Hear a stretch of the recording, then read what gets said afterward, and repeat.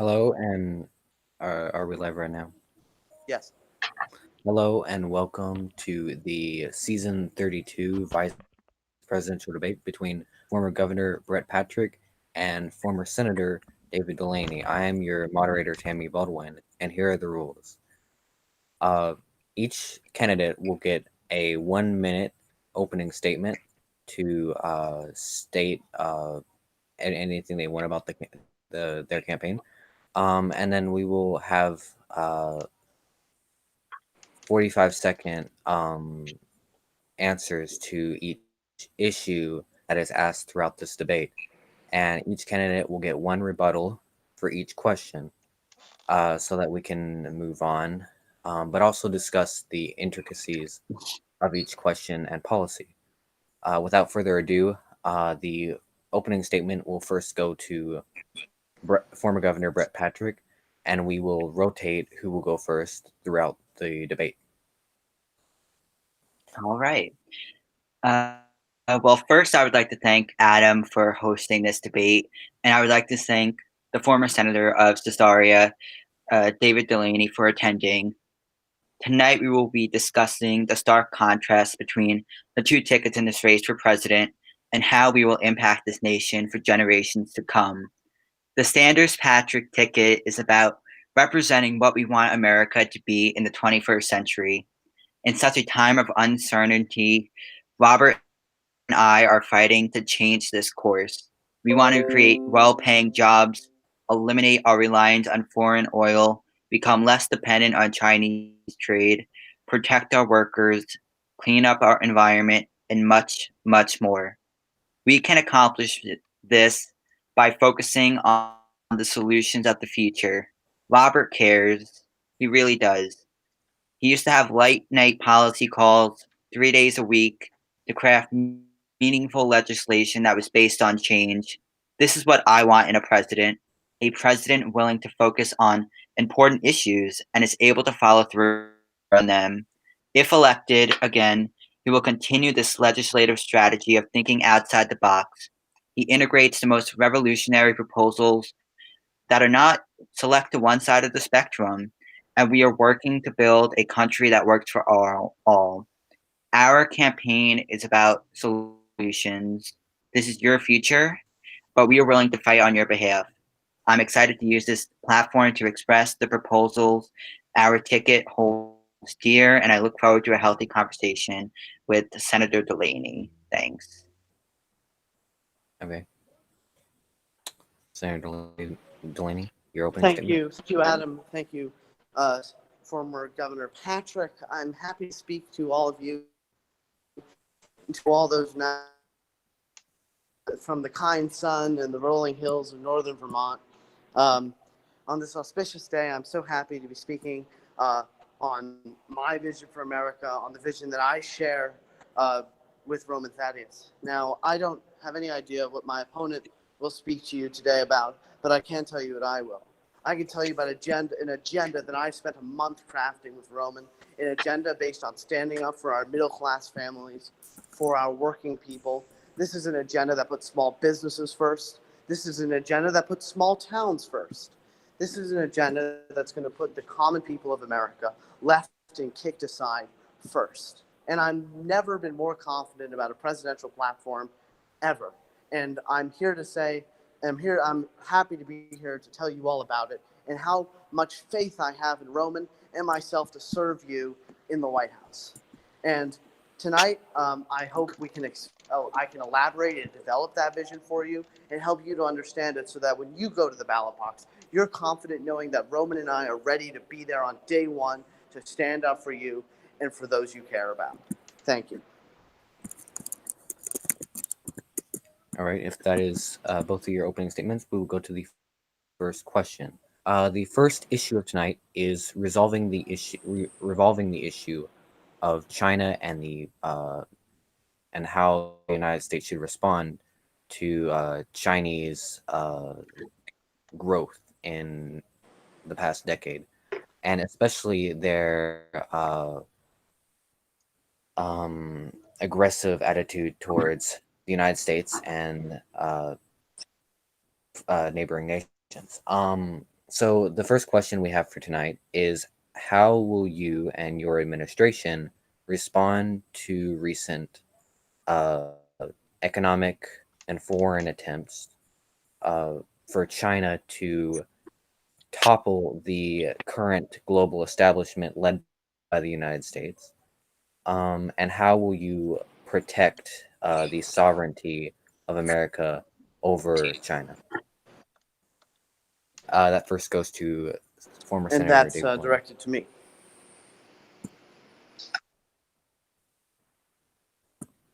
Thank you, Yes, that's what I just Adam. said. I think this is an important question. There is no doubt in my mind that China is our most important geopolitical opponent. Chinese aggression, Chinese jingoism, and Chinese hegemony over not only East Asia but of the entire world is among the greatest of threats to freedom and democracy. Now, Roman and I have been on the front lines of this issue for a very long time. While in the Senate, we scrutinized treaties. We looked at the diplomatic actions of our president, and it's hard for me to comment on everything, given that Adam can tell you that I've been spending a lot of time role playing as China in our events negotiations. But there's no doubt that China is a threat. They are a currency manipulator. They are coming after us on trade. And on trade, one of the issues, I think trade is a huge issue. And we have to resist the temptation to go into import tariffs. Import tariffs are a lose-lose move across the board. Our agriculture gets devastated. Our job gains with some industries will be totally overrun by losses in others. Meanwhile, China, who doesn't have to deal with the same kind of open political discourse we do, oftentimes gets away with it. I believe that we need to improve our trade relationships with the African Union, for instance, where China has been overrunning countries with their economic imperialism. We need to work to make sure that our allies in the Pacific are supported by the U.S. military. And we have to make sure that our negotiations with the Chinese don't rely on Chinese cooperation. Don't rely. We have to be aggressive in our enforcement. We can't simply trust the Chinese to go ahead and enforce and play by international rules like they ever have. They're locking up Uyghurs in concentration camps, for God's sakes. We would support legislation like with what Senator Narvarby passed in regards to the No Slave Work Act. Roman Thaddeus and I will be probably, I would say, the most aggressive anti-Chinese presidency to date. We are willing to stand up to them where it counts, and we're All willing right, to I think strengthen our that's your turn. alliances I in think order that's to do so. your Sorry, I did overrun my time. turn. Brett, you may speak now. Well, I want to reiterate what the senator has said, and I agree with a large portion of it. For far too long, we have let China walk all over us. We need to stand up to China and end their influence and meddling in other nations, end their dominance in the South China Sea, and become less dependent on Chinese trade. President Kirkman and his administration is already doing this, and I commend his what he has been able to accomplish. The opposing ticket says they agree, but Robert and I are the ones with comprehensive and specific proposals on this issue.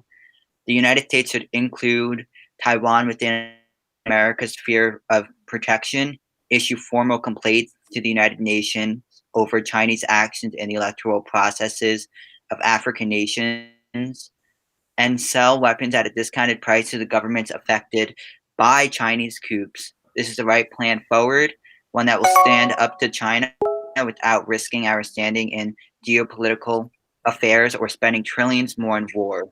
We should combat Chinese trade abuses at the World Trade Organization, and this method should be fully pushed. The United States, the prime superpower of the world, should fight for the defense of international law and form alliances with other nations in the region. We will continue the Kirkman foreign policy agenda of being tough on China, but we will go even further. But this is necessary for the long-term standing of the United States. Well, I'm happy to hear that the former governor agrees with my position on this issue. And I'd also like to note that Roman Thaddeus is one of the minds behind the Republic of China Inclusion Act. One of our greatest allies in the Pacific is the Republic of China. And we have to be in a Thaddeus Delaney administration will not hesitate to make ourselves entirely available to the Republic of China in supporting their struggle against Chinese imperialism. They are a lone bastion of freedom, and they are a society that thrives with universal health care and with free elections. And we have to be unhesitating in our support for them against a government which has shown no scruples in their relations with other countries. All right, if that's your one rebuttal, if Brett would like a rebuttal, then you may go ahead. Well, I agree that the Senate. I thank the senator for agreeing that this is a consensus that we both agree on. But I just listed out very specific proposals and how we will unite our allies and come together as a global community to fight the threat of China and their abuses. I've had many conversations uh, with others about how we will do this. Uh, there really is not a very specific or comprehensive plan as the one we have provided, which is why I believe that we are the ticket that is best forward, best able to move the United States forward on this issue. Well, I would contest that entirely, that there is no David, specific comprehensive David, plan that from the Fed. already Yeah? used your one rebuttal. We will be moving on I to the mean, next question. Well, that's not true. There is an entirely comprehensive plan that's in our platform. It's about resisting the temptation of import tariffs while supporting our allies with an AU-wide trade David, deal. I mean, I'm surprised as to why my opponent's being dishonest on David, this issue. What? Yes, I you've can already hear. used I'm telling. Yes, I can hear my.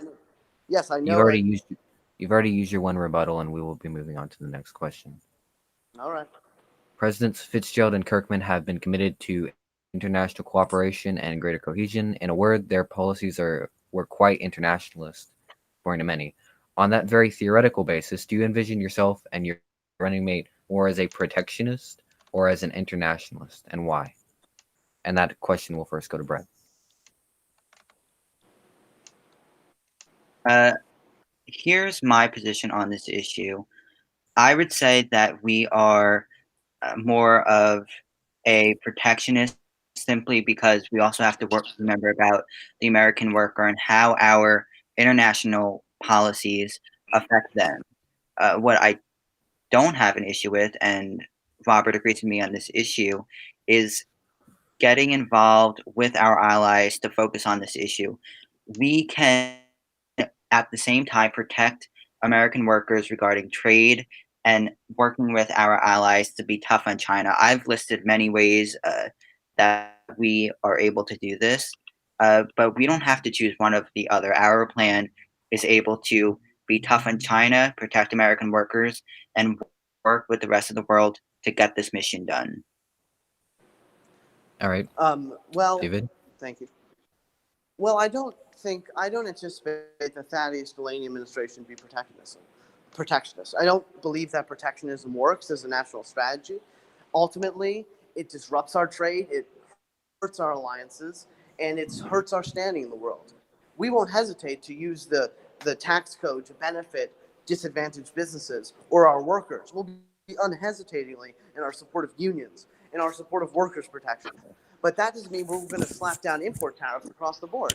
I'd ask my opponent if he's going to be a protectionist, is he going to support import tariffs? Because import tariffs are going to devastate our farmers in every state, whereas our administration is going to avoid that policy, which doesn't work, in favor of using the tax code to support small businesses and support those disadvantaged by the current trade situation.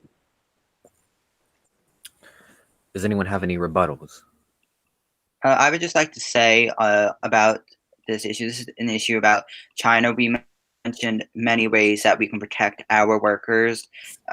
I believe that this is greater than simply an ideology related question because our policies will help China. Our policies protect both the American worker through working as a global community as something that we both agree that we should, but it's simply on this issue, there's not as great of a need for that using the policies that I just had previously stated. I get, or well, I'm somewhat confused as to what you're saying for Governor. I mean, do you support import tariffs? Are you going to be a protectionist, as you said? I don't understand what you're suggesting. I know that Roman Thaddeus is not going to levy import tariffs. Instead, what we're going to do is cut the VAT in half so that that tax, the VAT on American prosperity, can be lifted from the backs of our small businesses. Instead of we throwing down import tariffs from Washington, which destroy our small businesses, which sent our farmers, honestly, we are having rising suicide rates among our farmers, and that's no small reason. We're going to support our farmers and we're going to support our small businesses without these disastrous protectionist fantasies. Okay, well, you said something about taxes. That's another issue, but if we want to bring up taxes, I think that you've already used your one rebuttal. We're going to enforce the rules for both candidates. Yes, Brett, you've already used your one rebuttal, and we will be going on to the next question. Moving on, trade has been a large topic of discussion over the past few weeks in regards to China and the overrepresented role they play in American imports.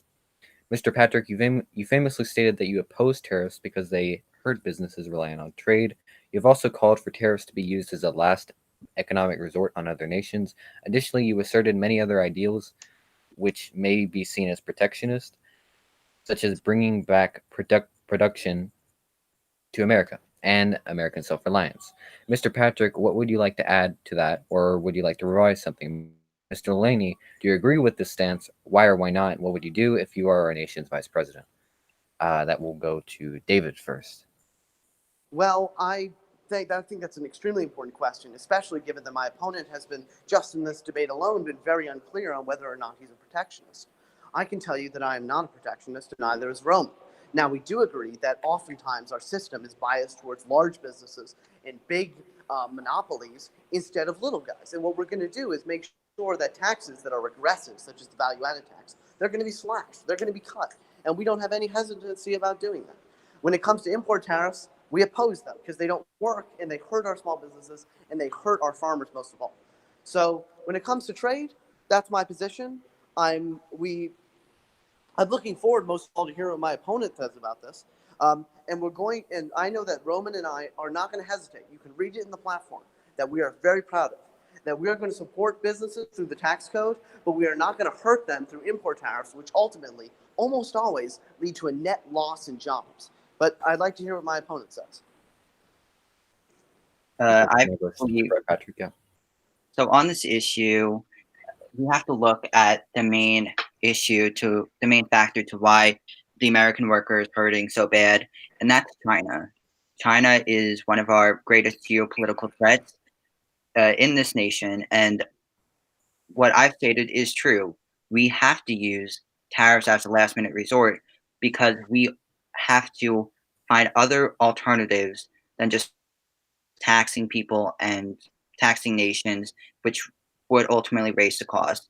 I believe that it should be last-minute resort, but it should always be in our toolbox when it comes to fighting China. Regarding China and their trade, we have to work to become less dependent on them. That includes more friendlier nations such as India and Japan, which have our ideals, have the economic success, and are able to lead us into our new American century where workers benefit and America's power. I believe your time is up. I'm happy to hear that my opponent is not a protectionist, maybe. No rebuttals? I mean, it's a big picture. I don't believe that protectionists, the first thing that they think is let's tax people. That's not the first thing that comes out of a protectionist mouth. It's a very complex issue, and I believe that we should use other alternatives first before we move into the more protectionist ideals, such as the ones that were listed before. I'm happy to hear you say that, although you first said that you were a protectionist. I mean, whatever. We'll move on. All right. Next question.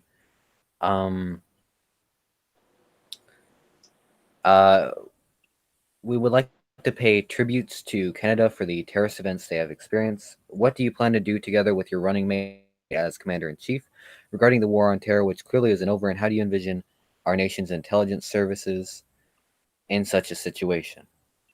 This question first goes to former Governor Brett Patrick. Mm-hmm. Well, this is such a bigger picture than just what happened in Canada. This goes to the foreign policy and uh, the war the war and terror that we are experiencing in the Middle East. For far too long, we have seen that the more times that we have gone overseas with the bad intent of regime change war, it has not worked. We are worse off today in the Middle East than before when 9/11 happened, and it's because of the regime change policy that the United States has for far too long taken. Uh, our plans are anti-regime change for and actually working with our allies to ensure that events like these do not happen. War should not be the first answer. Unfortunately, uh, Roman Thaddeus does not believe in that. He actually took time as Secretary of Defense to nearly get us in a war with Iran. Now, I understand that could be another issue besides the event that happened in Canada, but it does go into the foreign policy of the Middle East. I was also Secretary of Defense, and I actually took powers to reduce the size of the president's power and worked to leave the issue up to Congress. This is an issue that Right. needs to be I worked believe out with it the is president, the advisors, and Congress, and that's where we stand. Well, all right. sorry. Oh, wait. President, It is your the time now, advisors, David. and Congress, and Thank that's you. where we stand. I would entirely reject the premise that Roman Thaddeus somehow agitated for war in Iran, and you'll find that neither of us believe in the failed neoconservative regime change policy. However, we do believe in a much more aggressive policy against a much different policy when it comes to dictators. Instead of toppling dictators with military force, we believe that, well, we should stop funding the dictators where we already are. We're giving out foreign aid dictatorships for all kinds of development, but they're doing it, but it's being used in a corrupt manner. We'll put an end to that.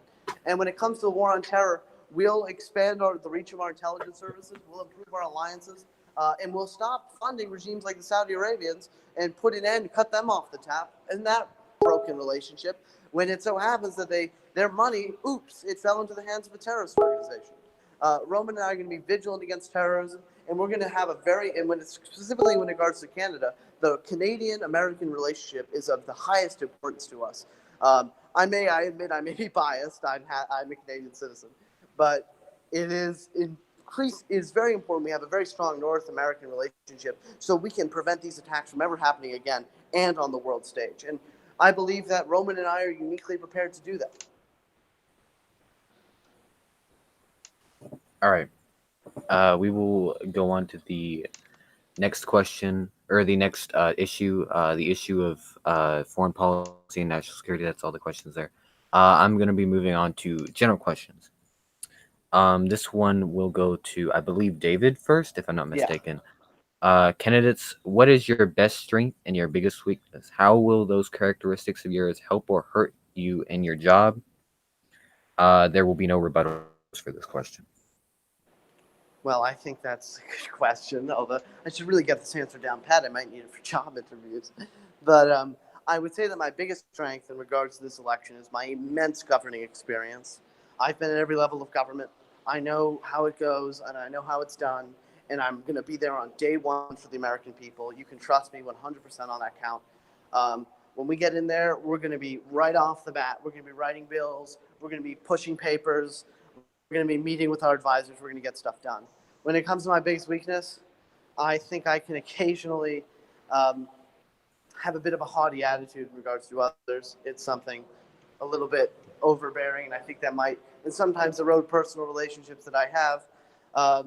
I try and keep that down. I try not to talk over people, but as vice president, I pledge to be cordial, and I pledge to have very equal, very productive conversations with members of government and members of Congress.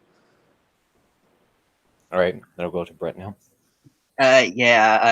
David said how he served at every level of government. I've served on the provincial and federal level, but I believe that my biggest strength is the bipartisanship I bring to the table.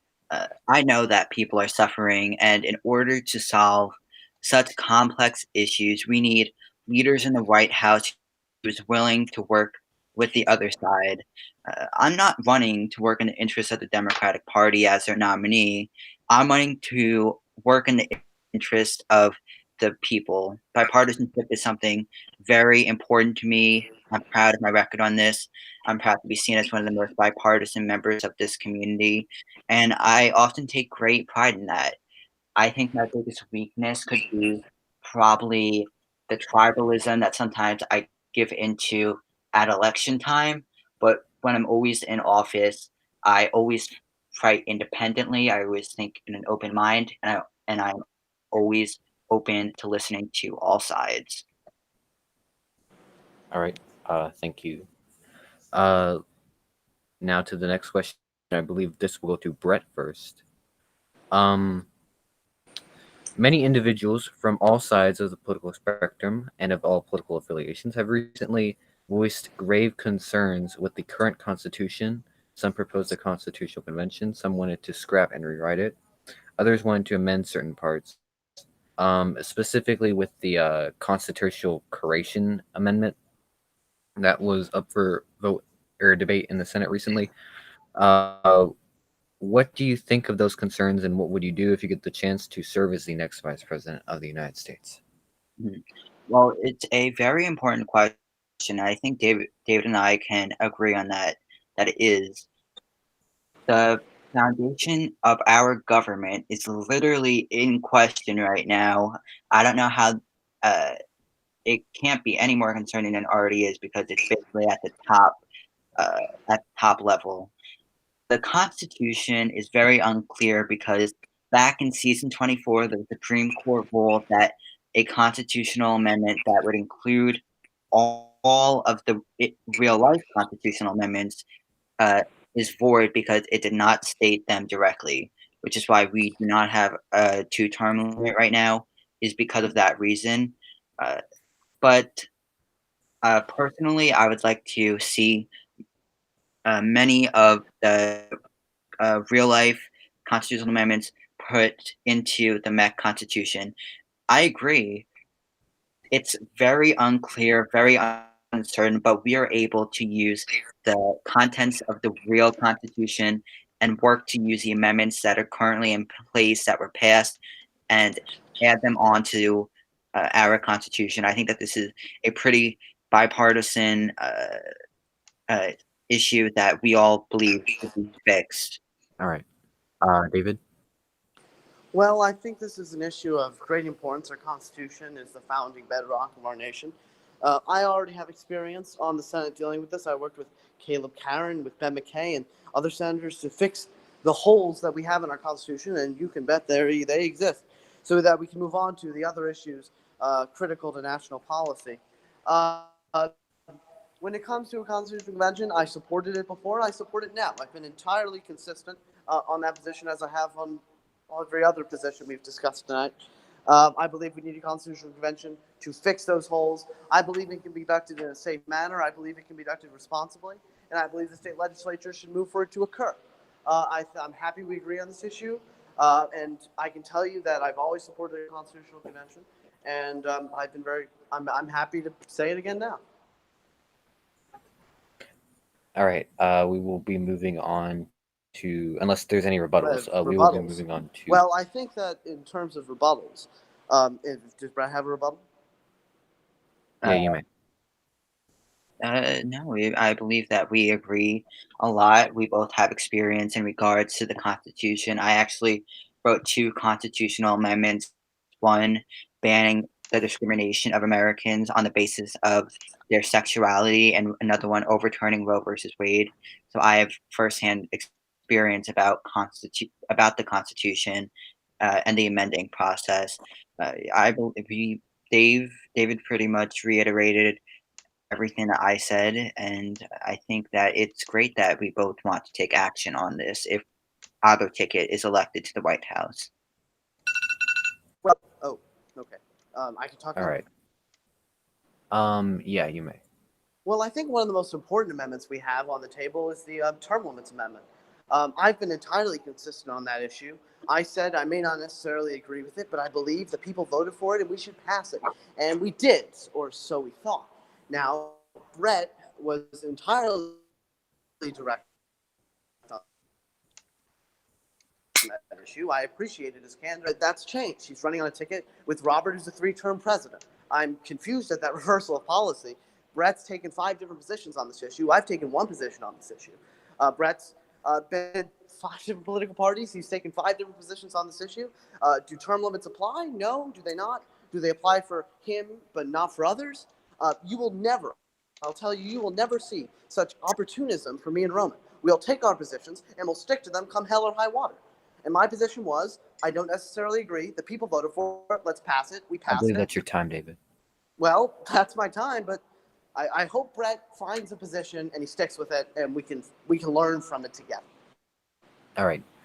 We will be moving on to 2 personalized questions. The first one will be for Brett. Um,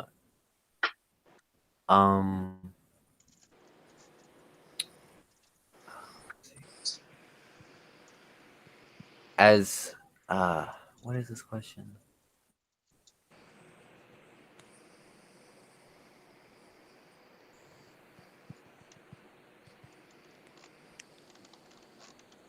Okay, I guess Ivor cannot write questions. I'll just start with David. Thank you for what? Okay. All right, I'm just gonna move on from these 2 questions. We will be going on to social issues. As a topic. This is a set of issues directly affecting societal ethics and personal morale, especially when it comes to governmental actions. First question is, of course, the never-ending argument about the legal status of abortion services. In your ideal vision, who has and under which circumstances access to abortion? This question, I believe, goes to Brett first. Mhm. Well, I am pro-life, but this issue is set of law. I wrote the current abortion legislation. It was bipartisan, and I was proud to work with both sides to solve such a complex issue. Uh, I believe that we should support life while enacting policies that help women, pass legislation to reduce the abortion rate without changes to the current abortion law, and bring a values-driven administration to Washington. As governor, I took steps to reduce the abortion rate, not through more restrictions, but through more support. Most women have an abortion for an economic or social reason, but we can lift these burdens. In office, Robert and I would expand access to maternity care, counseling services, sonograms, and other health-related programs. And we will also stop motherhood from being a barrier, providing more opportunities to family for raising a child, either expected or unexpected, will directly reduce the abortion rate. What I am concerned about is how Roman has stated he will appoint pro-life justices without much specification. Does that mean he wants judges that will repeal Roe versus Wade? Does it mean judges that will enforce, that will deem the 12-week ban legal? Is it the heartbeat bill, or is it as extreme as someone said in that same chat, in the GOP chat, a 0-week ban? And it's conveniently not listed in the platform. I want to know what Roman means by that, and I want to know if he is going to touch this issue. I believe that's your time, Brett. And I can tell you. Well, sorry, I'm confused. I don't think Brett really understands the role of the Supreme Court justice. This role of the Supreme Court justice is not to tell the president, all right, here's the laws I'll overturn for you. Here's the legislation I'm going to enshrine. Judges aren't legislators. Roman and I have a fundamentally different view of how a justice should operate. As for justice, as for the issue of abortion, I personally am pro-choice. I believe that the 20-week amendment is a good settlement to the issue. I personally believe in such. I believe that abortion, such as all practices, should be reasonably regulated. I believe that a 20-week ban is such a reasonable regulation. When it comes to the issues of Supreme Court justices, I believe that we should appoint justices with a great understanding of the law, who have a great understanding of our Constitution and the Bill of Rights, and who will wield the Bill of Rights as was intended in defense of individual freedoms. And if their view on abortion, I believe that, well, if they're, I will agree to what Roman says in terms of that we need justices who will objectively interpret the law. That's how the Supreme Court should operate. I don't agree with Brett. I know Brett's wanted to Supreme Court justice. I know that's been very apparent, but that's not how judges should operate. I'm concerned as to what type of justices that Brett and Robert would be appointing if that's Brett's understanding of the law. That's actually not my understanding. That's using his words. He said he is going to appoint pro-life justices. I didn't dispute that, but you started talking about legislation. Roman didn't tell you, oh, right, here are the justices I'm going to get. Here are the bills they're going to repeal. He says he'll appoint justices who are at heart, they're pro-life, they believe in life. That's his view on the matter. He doesn't believe in activist justices telling us what the laws are. What do you think? All right. So, I don't really want this discussion to go too long, so Brett can have a rebuttal and David can have a rebuttal, and then we'll move on to the next one. I mean, David already used his rebuttal, so would you like to say anything? well, yeah, I would just like to say that I am concerned whether or not pro-life justices would be activist justices. He's not made clear which position that they take. He's making it a litmus test. We will not politicize the issue of abortion and make it a You just judicial. said you wanted him to overturn laws. You just said you wanted justices to be political actors. What's it going to be? Do you want them to overturn laws and set legislation, or do you want objective judges? Can we get a viewpoint? Roman said he wanted pro-life justices. That was not my words. Do you agree Roman with that said, position? so does he want, which position is he going to take?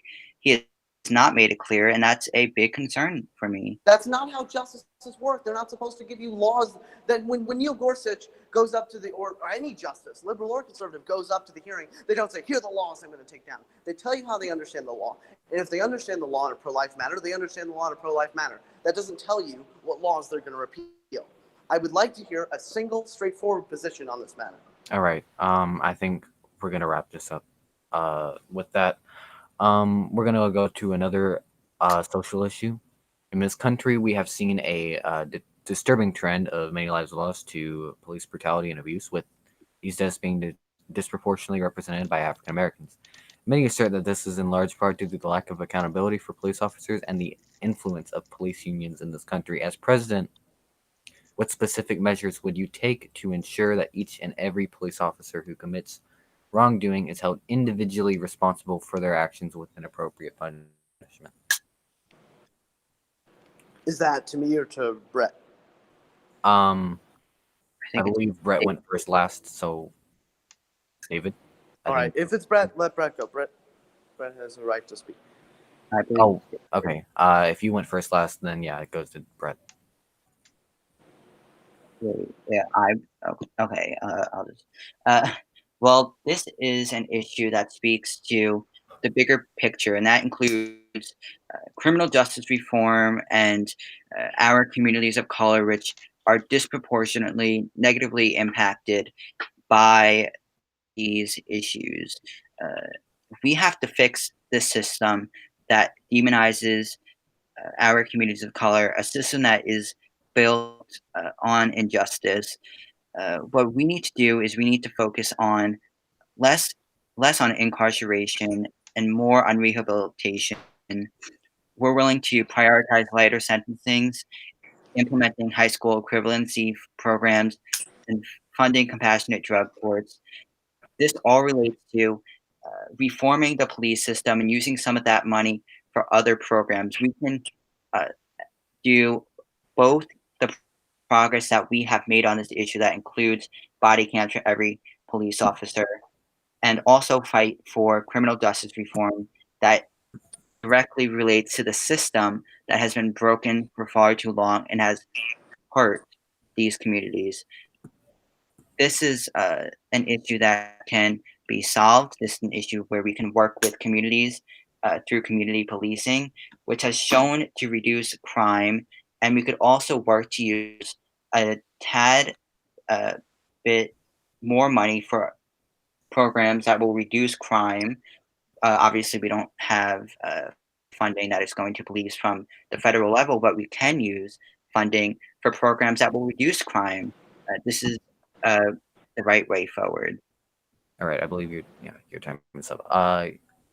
David. My position on this matter is very clear. We have an issue of systemic racism in this country.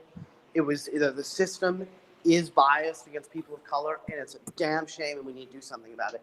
And that starts with changing the way prisons operate. Prisons should not be hives where people are treated horribly and go back and continue to commit crimes because they have no other alternative. Prison needs to be a place where people can be rehabilitated for their offenses, and we have where they can get back on their feet, where they can get back out into the world. I'm happy to say I've spent so much of my career in MEC changing the way our prison system operates, rolling back on private prisons. Why should prisons operate for profit? That's obscene. What we're looking at, I looked at ways, how can we improve prison education? That's a long time ago, but we did it.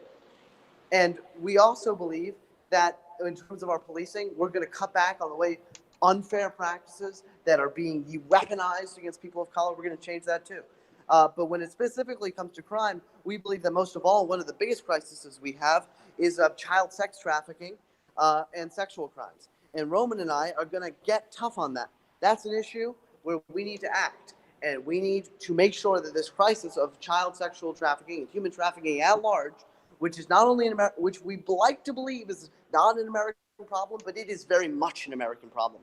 And Roman and I will act on that issue, and we will act in a way that will change our prison system for the better, and will make sure that justice is served in all respects. Laws will be energetically enforced for the benefit of all under our administration. All right. We will be moving on to more domestic issues. And this will be the last and biggest part of the debate. So there will be there will be two rebuttals for each candidate for this section. Just so we can have some very in-depth debate over each issue. We will start with education and energy and economy and agriculture. Specifically, all these issues tie into one, economic growth. So the first question of this round is about the economy in general, especially economic growth. What specifically would you do with your running mate to ensure that the United States economy grows, and what is your logic behind your answer? Thank you, Adam. David first. Yes. Economics, that's what I love talking about. Roman, we're playing Secret Hitler and we're talking economics. We got to do it. I talk in economics all the time. And Roman and I are so incredibly passionate about our economic strategy. And it starts with ending these regressive taxes. The value-added tax is a tax on consumption. It's a tax on prosperity. And most of all, it's a tax on small businesses and poor people who are hurt most by these kind of taxes as opposed to the well-off. The value-added tax is a weapon on behalf of the upper classes against the lower classes. It's class war from above, and we're going to slash it. We're going to cut it, and we're going to make sure our society is more fair because of it. I believe that our economic growth will start to grow when we cut the VAT. And we also have a very, very ambitious plan to eliminate all income taxes for the lower middle class. We're very enthusiastic about it, and I remind you that we will keep the budget balanced by skimming off the pork from our defense budget and across the board. I believe in this plan that it will create economic growth, it will create jobs, and most of all, it is a progressive plan that works on behalf of the lower and middle classes and not the very top who are already doing so well. All right, that's your time. Brett? Mhm. Well, as governor, I was able to grow the economy of Jefferson, and we passed legislation that would spur over 3.7 million new jobs because balanced budgets, investments, and low taxes work. Robert and I will continue to grow the economy by fighting to build wealth from the bottom up and lift regulations that hurt or kill jobs, especially for small businesses. We'll pass a MEC version of the Regulatory Improvement Act of 2015, give state governments flexibility for future regulations, and work with Congress uh, to further discuss this very complex issue, we also have to work to invest in the people. This is one of the biggest things that we have to do, especially for small business. We're going to create what will be known as the Small Business Common Application Program, which will allow small businesses greater opportunity to grow. It's free of charge and it's really a great program, but it's a small part that's needed for such a big, complex issue. I think that's your time, Brett. Yeah, but we really have to work to create a government for all to triple I think we're gonna.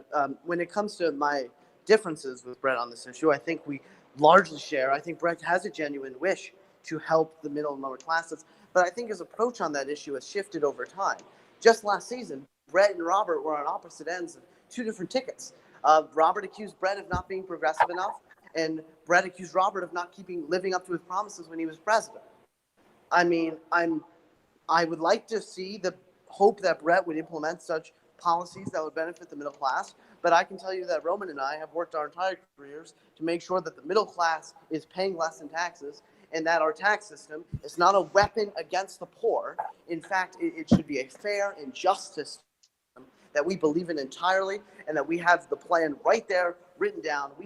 We were talking about these taxes, how we're going to balance the budget, how we're going to keep the math stable. I have total confidence in our ability to do so.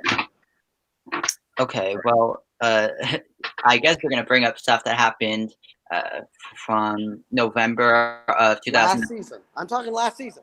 We're talking last season. Why? Where did he say I wasn't progressive enough? I'm aware that you guys were on two different tickets, and Robert was quoting as to say that you were unable to keep up with John and his policies. In terms of going back in time, I'm willing to go back in time. I'm happy to. Everyone knows I won't shut up about the times when I was senator in 2017. I'm entirely proud of my consistent record on behalf of the poor of this country. Well, I would just like to say this: if Robert did say that, which I think if he's looking at what we agree on, he would be mistaken. I don't know if he said those things, but let's say he did. I don't think that expanding Social Security to 68% of seniors out of poverty compared to your plan of 15% out of poverty is not progressive enough. I don't think that a Jeffersonian Workers' Bill of Rights is not progressive enough. I don't think a progressive taxation system that I implemented in Jefferson to move away from disastrous policies that, such as the flat payroll tax, no, excuse me, the flat property tax that is very. You're advocating for a flat property tax? Or No, you're I'm appealing saying that again, tax? I repealed that tax. Well, that's That good to hear, and I have no doubt that you have a progressive record on this issues. oh, But I don't think it's as consistent as mine. And I think that you and Robert and you have been on the side of so many issues that's hard to. I hope you're going to implement. You do have a record with some of these policies, but you don't have the record that really makes it. Because I fear that you've been on the sides, you've been everywhere, Brett. I'm well, a I bit don't know. concerned as to whether you can deliver. When I actually ran as when I was actually a Republican, I was for these policies. Maybe you just refuse to look at the platform, but I was for expanding I social. don't refuse to look at the platform. I read platforms at nighttime. Well, I don't know why you would say why you would try to frame me as not being progressive enough. I do not really consider myself to a specific ideology as much as. That's all well. I'm not accusing you of being insufficiently progressive. I'm accusing you of being insufficiently consistent. Okay, how am I not? What issue am I not consistent on? What issue? All right, Well, let's first wrap of all, this. we've Let's already wrap this up real soon. Let's Okay. wrap this up. Can I finish the statement? I was Or going to add because there's a lawn the tax system and it was brought up about taxes. I'm not contesting your record on taxes, Brett. I believe that as governor, you did some very effective reforms. But you've been on so many political parties. When it comes to taxes, you've appealed to very conservative plans, and you've appealed. Now you're saying you're the progressive on taxes. You may very well have a very good record on this issue, but I trust my record more on this issue and to be a valid representative for the people in the White House. I hope to earn the trust of people that I can be that representative. Well, it's actually interesting that you say that I've been in multiple political parties.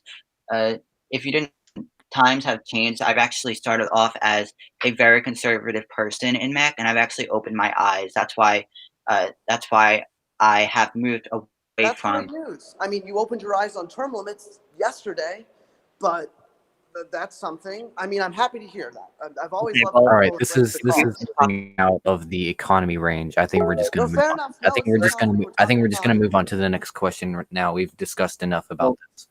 Um, actually, can I just add one more part of taxes because he brought up how his tax plan was going to be all that great. If we actually look, I think that it's a step in the right direction, but in order to directly help the middle class, we're going to double the family tax benefit. That's something that's going to spur billions of dollars into middle class and working class families. I think that plan is one that will spur growth, spur And jobs. then that's great. But okay, what are you gonna David what do you can think speak about the for a little value bit, and added then we'll tax? I move on think to the the next value question. added tax is the biggest question. If we're going to talk taxes, we need to talk about the value added tax. I think more than any other tax in question.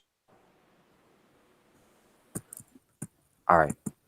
Well, okay. We will be moving on to the next question. If I can load up the questions up again. Um, Moving on, many people from many different political perspectives in MEC have called for a universal basic income to be implemented by the federal government. Where do you stand on this issue? Do you believe that the government has a role to play in making universal income a reality with all of its cost for millions of American families? That question, who does that go to first again? I think it goes to Brett. All right, Brett, you may begin. Wait, can you repeat the question? Sorry, I was. Yeah, hold on. I just closed it out. Um, Moving on, many people from many different political perspectives in MEC have called for a universal basic income. Basically, what is your stance on universal basic income? Do you support it or do you not? I support a universal basic income. Every year, thousands of Americans lose their jobs, mostly in the Rust Belt. It's due to automation. We have to make sure that we are ready for the reality that millions of jobs can be lost because of this.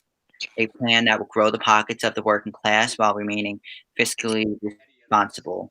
Uh, Robert has a very interesting proposal. When I looked at it, I supported it 100%. It's an Alaskan style American social wealth fund using revenue from slightly increasing taxes on the top, uh, tax credits, and the existing federal land lease. This plan gives every American a share of the fund, distributes a direct cash transfer as a universal basic income, creates jobs, increases GDP, and directly puts money back in the hands of the people. All But right, the that's your only time. reason why this issue is still relevant is because the Brett, state Senate failed to act Brett, on this issue. that's your time.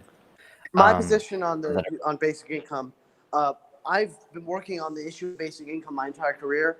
I helped draft the initial negative income tax bill, and that's still my position.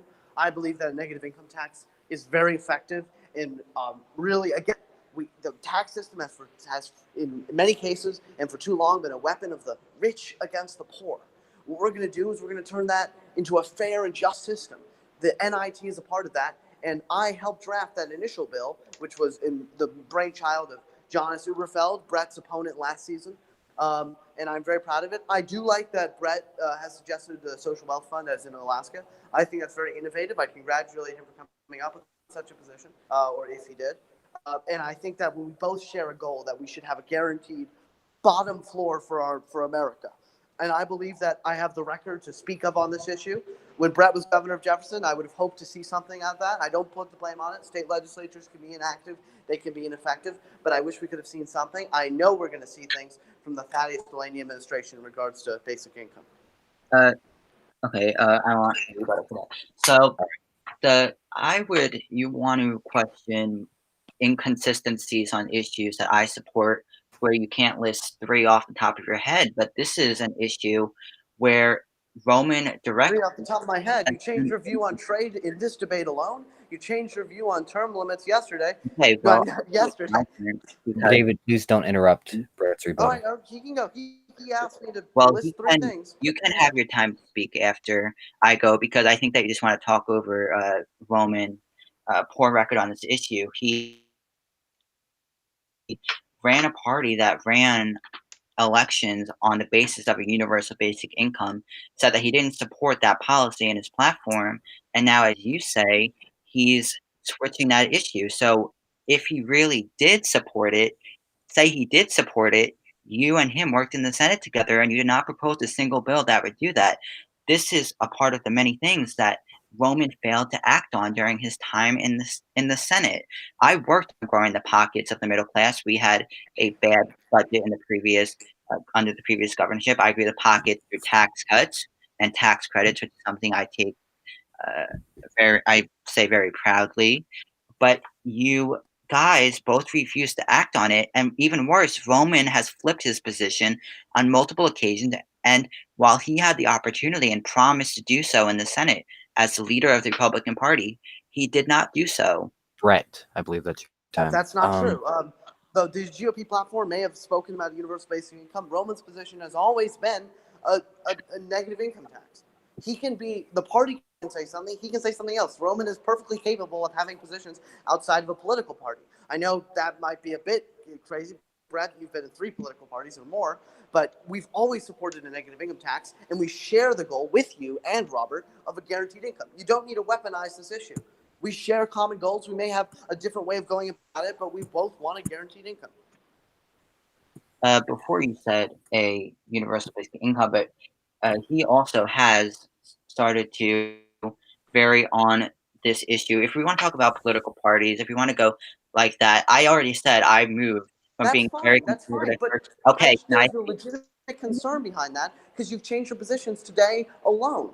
It's not just about, oh, you changed parties. A lot of MEC members have changed parties. That's not the only thing. That'd be fine, but you've changed your positions on issues. Okay, so why are you bringing it up then? Because I was first a conservative, which I That's opened. great. Then I became to the center at the end of 2018, and the only parties I was in was the Democrats for most of my time. Then the Democrats fell through, so I created the Independence Party, which was the moderate party, and then the Republican Party became the centrist party. So I joined that party because I wasn't going to be a part of a party that does not align with my values. I don't know why That's you fine, Brett. have an issue with That's great. But the issue is All right. you've changed your positions on issues, That was which lends Brett's final concern rebuttal, to the issue David. of party switching. Okay, we can move on. David, this will be your final rebuttal until we move on to the next question. So just go ahead.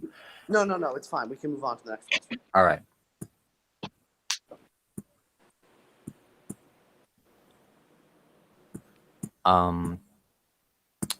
Our next topic has been a fiercely contested issue in recent months, especially since protests over healthcare started. Medicare for All has become a more and more popular healthcare option in the country, but also a more controversial one. Most famously, former President Fitzgerald refused to rule out supporting such a law. Recently, we've seen many efforts, especially from the Democratic Party, to get such a bill passed. Mr. Patrick, your running mate backs it. Mr. Delaney, your running mate unapologetically opposes it. How do you view a Medicare for All plan, and what is your ticket's ideal healthcare plan, and why? That, I believe, goes to David first. I would tell you, when it comes to the issue of healthcare, it's no secret that Roman and I have had diverging opinions on this issue. I think that's what makes our ticket stronger, that we're able to have the discussion that Americans have on their kitchen tables every day in the White House, and we're going to really reach a successful conclusion. I have said that I'm opposed to the current Medicare for All proposal. I think that's a position that many people agree with. I have long supported a public option plan. I have long supported plans to make sure that our insurance providers are nonprofit. You shouldn't be profiting off keeping people alive. When it comes to our healthcare proposal, we will work to improve access. Where we can, we're going to try and reach a Senate consensus. The Senate has been debating on this for a while. I've spent many nights when I was in the Senate debating with Senator Karen, Senator Narvabi, Senator Dominguez, Senator McKay on this issue. And I believe that ultimately Roman and I are going to have a productive discussion on this issue, and we will pass forward an effective healthcare plan. We may have disagreements on this issue. I will admit I am more liberal on this issue, than my running. But we're going to reach a conclusion, and I believe that a consensus agreement that many people will agree with, and I believe that's the way politics should be operated. All right, that's consensus your time. and agreement. That's your time. Brett, this is your question now. Well, as governor, I invested in healthcare programs for women, and as a congressman, I co-wrote legislation to expand the now former national healthcare system known as Care. I've spent my entire career working to expand healthcare, and Robert and I want to do the same. If elected, we would work to close health inequalities that exist in underprivileged and rural communities, expand access to healthcare, and work to support healthcare policies that benefit the working class. We will strongly fight to expand coverage, and David has to agree that we should. His record shows he voted against the Free Market Act. However, Senator Thaddeus did support that bill. The bill that Senator Thaddeus supported was written in a very partisan manner, would have dismantled Medicare completely, and was expected to be pushed through a Republican Congress without compromise, and would leave millions of more people uninsured. It thankfully failed, but the only reason why this issue is still as relevant as it is because Roman failed to act on it during his time as president pro tempore. Now we have a new Republican proposal uh, that lowers the federal poverty line by 30%, drops coverage to 60%, increases costs, increases out-of-pocket costs, and allows overall it's going to dismantle the system. This is not Right. the right plan forward. The plan that Robert and I support keeps the poverty level the same, does not increase costs on a typical family, and eliminates unnecessary costs and guarantees every single American is covered. This is a very stark contrast between the two. All right. Any rebuttals? Well, I would simply say that when it comes to the Republican plan in the Senate, which I participated in the debate in, unfortunately, there was a lot of debate in the Senate. I pushed for a more liberal proposal on that issue. I spent my entire career pushing for liberal healthcare reform. When it comes to that Roman is somehow has to defend everything every Republican senator does, we're running as a team of mavericks ready to get stuff done. I've never been tied to any political club or organization. We share a streak of independence, and we are not going to have ourselves pulled side to side by the needs of politics. Brett's done that with his positions. He's moved as politics does. Roman and I will stick on this issue. We're going to seek consensus, and we're going to try and steer a steady course. Well, if you Right. would like to stick on this issue, because if you want to say that y'all are consistent, just look at what Roman voted for. He voted to take away healthcare coverage. That's something that will never happen And which under bill any did he vote Patrick for now? administration. What? Which bill was this? Which bill now did he decide to vote for, apparently? The one that he voted for was the Free Market Healthcare Act, and he did vote for that bill. Then there's a new one that is the Healthcare Choice and Competition Act. Now we want to talk about inconsistency on political parties that it was brought up. We can talk about me, the more centrist party. That's fine, but let's talk about Roman's inconsistency. He voted for Medicare for all. At one point, he wanted a privatized system, as he just voted for in that bill, and now he wants a compromise bill. Roman is a statesman. He voted for that Medicare proposal because it was a compromise. You say you're this bipartisan icon, and you've done many things, great things in that respect. But Roman was working in the consensus of the Senate. Roman and I believe in consensus. We believe in debate. And that was the result of the Senate. He worked with the Senate to pass what he believed was the best compromise that could happen.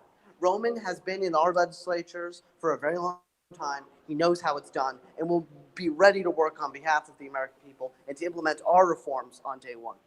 Okay, but which is it? Is it the Medicare for All bill? Is it expanding fit? It's not the Medicare for all. All right. As I told All you, right. All right. All right. we have David, a public option understand that- proposal. In the calm public- down. Does not All right. increase coverage. Can I get a word in? David uses 2 rebuttals. Brett will get 1 remaining rebuttal, and then we'll move on to the next question. Well, I think it's funny that we want to do inconsistency when it helps your campaign, but it's fine to look away when it hurts yours.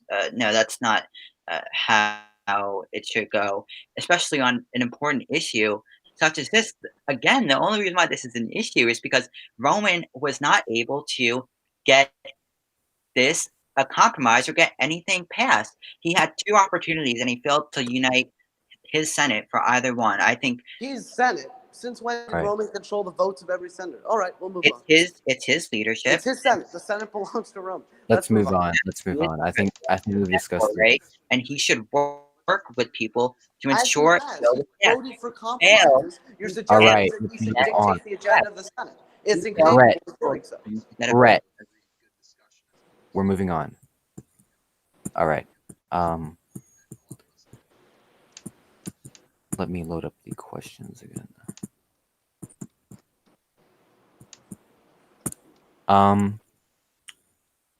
The United States spends more per student on education than any other country. The U.S. is in the world's top for average years women spend in education, but there is still a massive dark side of our education system. In 2014, the Pearson/Economic Intelligence Unit rated U.S. education as 14th best in the world, just behind the Russian Federation. In 2015, the Program for International Student Assessment rated U.S. high school students number 40 globally in math and number 24 in science and reading. The president of the National Center on Education and the Economy said of the results, the United States cannot long operate a world-class economy if our workers are, as the OECD statistics show, among the worst educated in the world. But these are just a few studies out of many saying the same thing. Clearly, something isn't so good in our current education system, even with so many changes and reforms implemented from local to federal level. What is it, and what will you do to improve our education system if elected vice president of the United States with your running mate? That question, I believe, Who's goes that? to Brett. all right. Well, in office as governor, my administration created thousands of new in-school jobs, and we increased the incomes of teachers by over a total of $1.5 billion. We also ensured a safer and healthier school, established a provincial code of conduct, and worked to create a more inclusive atmosphere for all. Teachers are really the backbone of our nation's youth, and I was proud to take steps to protect them. Our plan is fiscally feasible, will create new jobs, better protect our students, and betters the conditions of our schools. We should be moving to encourage provinces to teach our students life necessities in school. Our school system clearly has not worked, but by expanding mental health outlets, teaching about opportunities and skills, including courses outside of college, allowing AP tests, SATs, PSATs to all be paid by the states, that will be moving us in the right direction. All right. That question now goes to David. I think that this issue is incredibly important. I agree completely with Brett, and I applaud his work on this issue in regards to education. I could say, as my father is a teacher, and I know many teachers in my life, how important teaching is, how much we need to protect them. And I believe one of the best things we can do to protect them is by localizing education. I do not believe that Washington is great at education policy.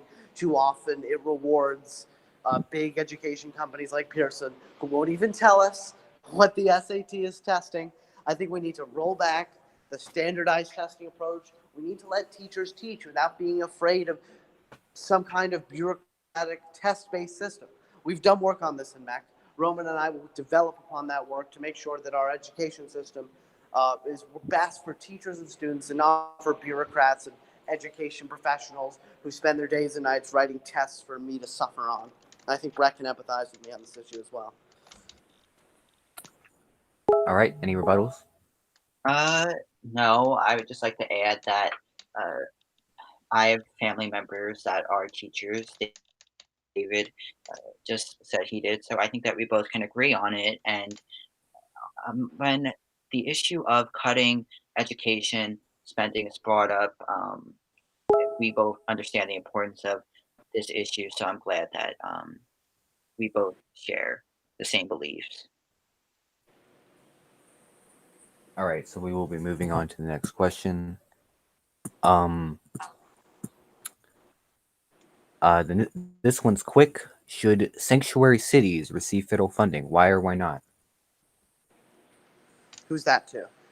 I believe that goes to you first, David. Um, by the way, never mind, I'll explain it. But so when it comes to sanctuary cities, I believe there's a great deal of misconceptions over the issue, especially in our real life national discourse, that sanctuary cities are somehow havens for crime and all kinds of nonsense. sanctuary cities have different policies regarding the reporting of undocumented immigrants to federal officials. I believe, in many respects, faith in our federal system, that states should be allowed, in many respects, to manage these issues themselves.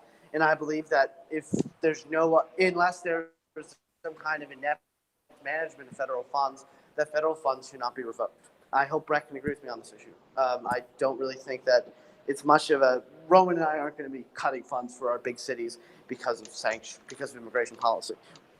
We're not going to weaponize immigration policy. The question goes to Brett now. Well, I think that this issue is, I don't know if this issue is as much of a big deal because I don't think any side is calling for this, but also sanctuary cities have been banned in Mexico, so this is not really a topic that needed to be done if they were banned. But in the case that a city or state wants to defy federal law, I don't really see the reason to make that a cornerstone of an immigration platform. Okay. On to a subject regarding transportation. The U.S. government provides significant funding to Amtrak, a company which has never made a profit in its history. Many U.S. taxpayers feel disenfranchised that their money is going towards an enterprise which is perpetually unfruitful in terms of economic gains. However, some of the most unprofitable routes which Amtrak services are also ones which are lifelines for struggling rural communities and who depend on government funding to keep one of the most main forms of transportation afloat. As vice president, would you be in favor of defunding Amtrak, or would you continue to give it funding in lieu of its enormous monetary losses? That question goes to, I believe, Brett first, or David. I believe it's Brett. I think it's me. I think it's No, it's Brett. It's Brett. No, wait. Yeah. Oh, wait. It's Brett. Well, this is a kind of a very important issue because it does relate to infrastructure. What we have to look at is how the programs are helping. Clearly, it is on the wrong track. We have to look at solutions that will actually make it a profitable program. Does that mean defunding it completely? I don't think that it means doing that right off the bat. We have to look at a bunch of other issues besides face value. I don't really think that that's going to be a cornerstone of an infrastructure policy, but we could certainly look at it. That's your time, Brett. Now to David. I would dispute Amtrak has been unprofitable, but to deny its fruitfulness for millions of Americans would be untrue. So many people use Amtrak in their daily life, and I would believe it would be wrong by them to defund Amtrak and just to privatize it. Let's be honest, would be to dismantle it. Rowan and I, when it comes to the transportation issue, when it comes to Amtrak, we will look to cut costs. We will look to make sure that fraud and waste is cycled out. But ultimately, are we going to be the administration that puts a bullet in Amtrak? Of course not. Amtrak is incredibly important for so many people, and I believe we should not be undermining transportation in a rapidly modernizing world. I believe we should be making transportation a bigger priority than ever. All right, that looks like to be our last question. We've debated foreign policy, domestic issues, social issues. We've debated just about every facet of every issue to almost its full extent. So I believe this will now be, we will now have closing statements. Gentlemen, we'd like to we'd like to thank you for your participation, our venue for hosting, and our broadcaster for broadcasting. But before, we'd like to say for you to say a few words, preferably about a minute for each of you. We'll start with David. Thank you, Adam. I want to thank Brett for engaging in this fruitful discussion. It looked like this debate wouldn't happen, but Brett came through, Adam came through, Robert came through to broadcast, and we've done very well tonight. I want to say you've heard two visions tonight for America. I believe that the vision that I have with Roman, the better bargain, justice, progress, humility, good government, free of political hand-wringing cabals, cliques, and the ever so often poisonous diatribes of MEC. We will avoid that. We will focus on policies that will benefit working people, that will benefit this country at home and abroad. And I believe we have the experience, we have the record to accomplish this. We're going to have a few presidential debates. You're going to hear Roman himself, and I believe that you will hear from him and what you've heard from me is the best vision for America in this election. Thank you. All right, that goes to Brett now. Mhm. Well, I want to thank everyone for making this debate possible and allowing us to discuss our visions on many issues. Robert and I are running to become your next president and vice president, and a movement is building upon us. Joining this movement of Americans to legislate ambitious ideas, improve the state of our country, and to rebuild America. We love this nation, and we are interested in serving the country we love and care for so dearly again. We bring to the table the experience and qualities needed for a successful administration, and I can promise you that we will have a productive term if next to 1600 Pennsylvania Avenue. It would be an honor to serve as your vice president, but that will only be possible with your vote, which Robert and I hope to have earned tonight. Thank you all for listening to this debate. Remember to vote this Friday, and that should be it. Yep, that sounds good. Thank you for your closing statements, your participation, and your efforts. I'd like to wish you both a happy and safe campaign, and I hope you will give your best to promote democracy over toxicity. I will now hand the mic to fellow or inferior moderator. Ben Yeah, Hall. inferior. Thank you, Brett. Thank you, Adam. Thank you, everyone. Yeah. I gotta go. Thank you so much. Inferior. Yeah, that's an interesting word. Anyway, so I have an announcement to make, which is that the presidential debate, the first presidential debate, will be held tomorrow at 8:30 p.m. Eastern. Me and Ivor Mestrovich will be moderators, and we plan on having a great discussion with both the presidential candidates. We will see you then. Lovely. Thank you. Despacito.